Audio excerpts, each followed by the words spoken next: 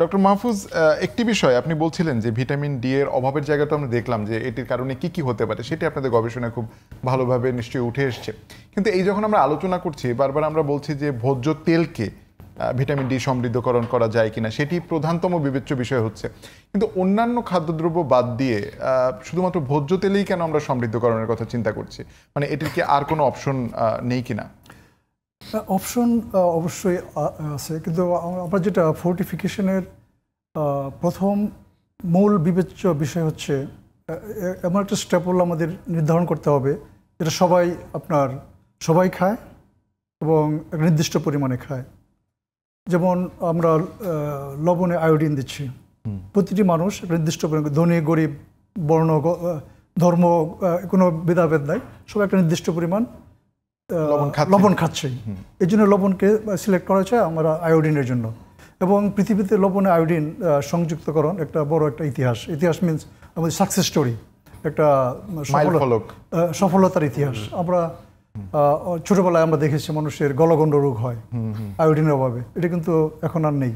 এটা কিন্তু আয়োডিনের জন্যই, আয়োডিনের একটা বড় একটা আমাদের আউটকাম আমরা বলতে পারি। আরও আয়োডিনের আরও মানে সুবিধা রয়েছে, কিন্তু বাট এটা একটা বড় সুবিধা যেটা আমরা দেখতে পাই। এবং সেরকমই তেলের ক্ষেত্রে আপনারা জানেন যে তেল, ভিটামিন এ, ডি, ই, কে, এই 4টি ভিটামিন হচ্ছে আপনার তেলে দ্রবীভূত হয় তেলে আপনার। এবং তেল হচ্ছে একটা উত্তম মাধ্যম মানে ভিটামিন ডি দেওয়ার জন্য।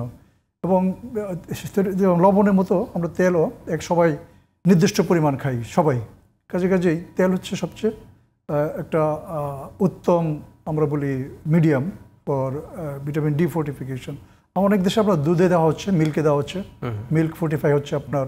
কিন্তু আমাদের দেশে আসলে যদি আমরা দেখি আমাদের দুধে আমাদের কিন্তু মানে কনজামশন যেটা বলে মানে ইকুইভ্যালেন্ট না, সবাই একই পরিমাণ খাচ্ছে না বা সবাই দুধ পছন্দ করে না।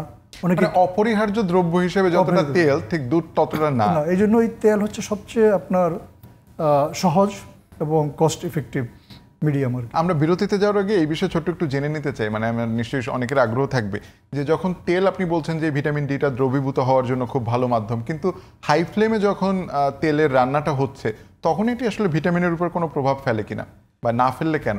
না, বৈজ্ঞানিক জায়গাটা জানতে চাই। জি, খুবই আসলে গুরুত্বপূর্ণ প্রশ্ন।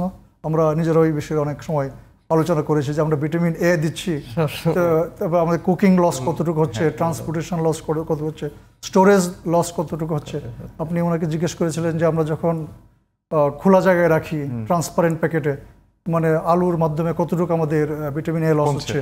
এগুলো আসলে সারা পৃথিবীতেই অনেক স্টাডি হয়েছে, অনেক এভিডেন্স আছে যে ভিটামিন এ এবং ডি আমরা যদি প্রপার প্রসেস ফলো করি, এটা আপনার আমাদের যে বাংলাদেশের যে নর্মাল যে কুকিং প্রসেস, ওই কুকিং প্রসেসে যতটুকু লস হবে, কিছু লস তো অবশ্যই হয়, কিন্তু এটা আবার আপনার আমাদের যে স্ট্যান্ডার্ড যেটা মিনিমাম রেঞ্জ সেট করা হয়, এই লস আমরা কভার করতে পারি ওই স্ট্যান্ডার্ড সেটিংয়ের মাধ্যমে। কাজেই আমাদের যদি ব্যবসায়ীরা সঠিকভাবে সঠিক মাত্রায় মিশ্রণ করে, তো যতটুকু লস হবে আপনার বিভিন্ন আমাদের সাপ্লাই চেনে এবং কুকিংয়ে, তা কভার করে আমাদের যতটুকু দরকার আমরা ততটুকু পাবো।